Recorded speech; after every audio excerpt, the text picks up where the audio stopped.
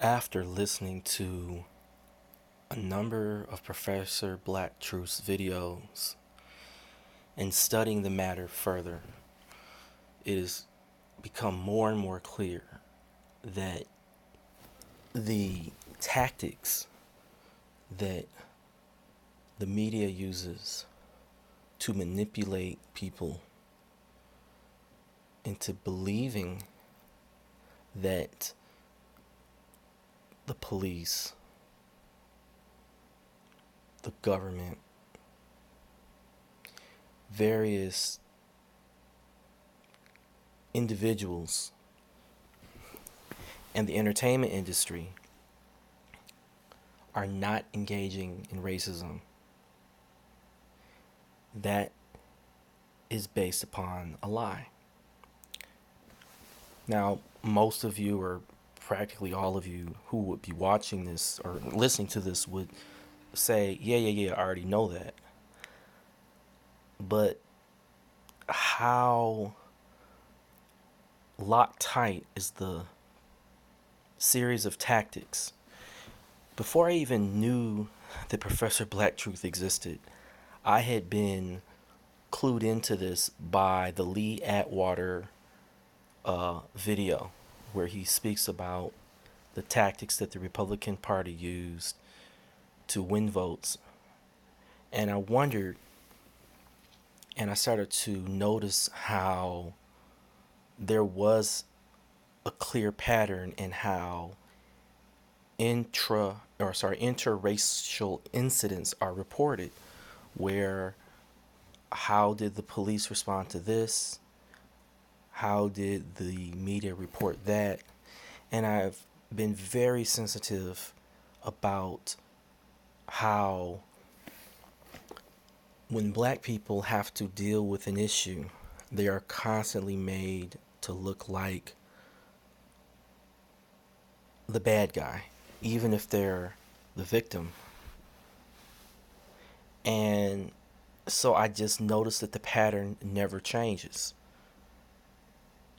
Now, I do see that sometimes it can become so ridiculous that even the media will, in my humble opinion, insufficiently call out the anti-black prejudice. But that's only because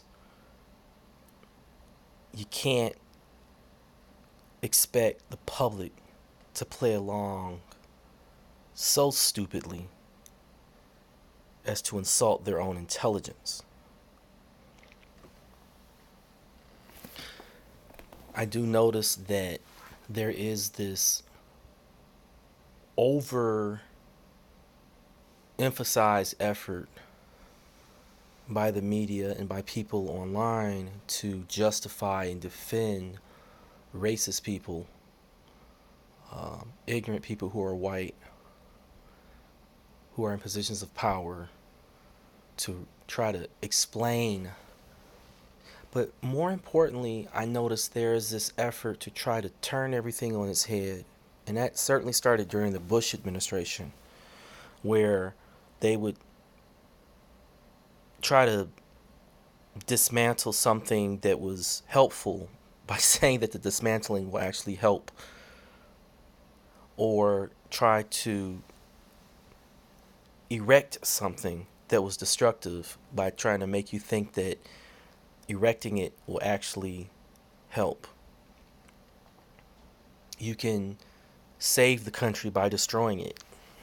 That was the Bush motto that annoyed me the most. But now it looks like everything is geared towards this really strange response where,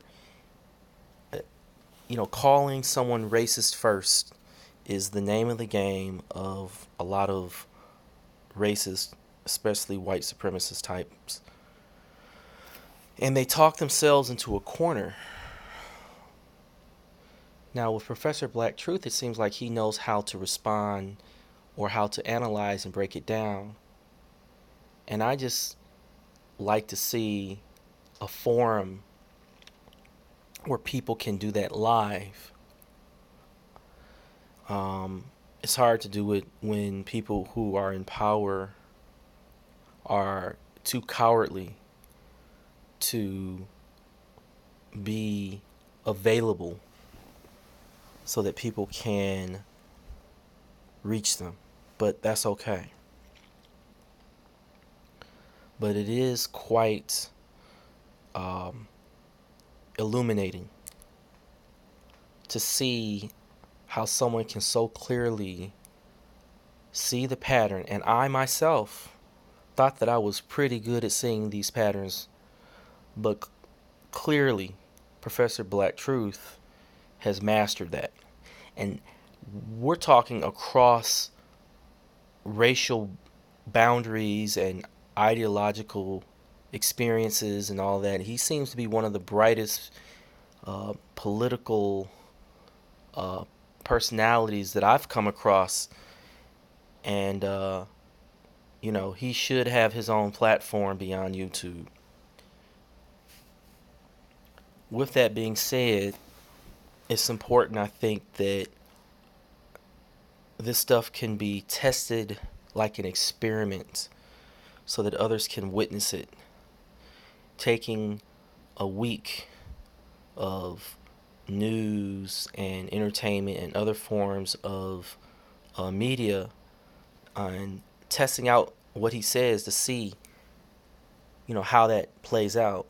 The incident in Louisiana with those two police officers is very telling for me because I had been tuned into the story where apparently one of the officers was trying to date the slain father's um, I guess ex-wife or his wife or the mother of their child. I'm sorry, the slain, not the slain father, but I forget the names of the people, but the man who was shot. Apparently, one of the police officers was trying to date his daughter, his wife, and it just gets too confusing. But even then, when I was reading it, it just didn't make sense. Why would both of the officers? Why would they try to kill the boy? Why would they chase the guy down? It just didn't make sense to me. And I went to the Wikipedia article because I always look at Wikipedia as where the synopsis of the propaganda meets the availability of the facts. Because even when you look at propaganda, you can let some of the facts slip by you, but that's only if you're not listening. So some of the stuff I looked at, and it's just like, well, that actually happened. He actually did hit the police car. He actually was engaged in a high-speed chase, and yet Wikipedia tries to rearrange the order of events to somehow manipulate the reader. And it's the manipulation of the reader that I notice the most. You know, um, the order that something is written, the the use of connecting words like because or but and things like that. The use of the English language itself also can be set up to cause you to have a different understanding of what happened. And that, to me, is where it's most effective. So, yes, right now, it's pretty clear that at least on Twitter and certainly on YouTube, a lot of these tactics are being, like, we're watching live day by day these tactics being dismantled, and it is quite exhilarating, especially when you grew up in an environment where you realize even at a young age that white supremacy was quite insidious